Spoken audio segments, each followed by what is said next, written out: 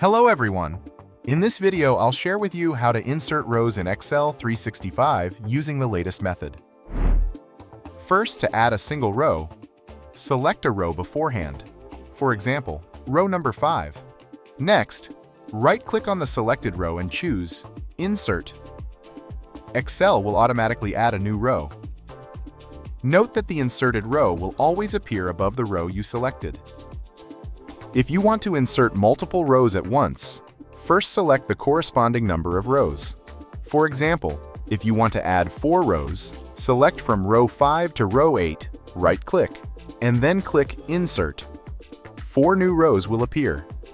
For a faster method, use a keyboard shortcut. Select the range, then press Ctrl, Shift, and plus. The new row will be inserted instantly. To check, drag the data up or down to see if the new row is in the correct position. If you need to remove it, select the inserted row and press Delete. That's it! I hope this video is helpful to you. If you're interested in purchasing an Office 365 subscription or a genuine Windows key at an affordable price, don't forget to visit EasyTechSteps.com.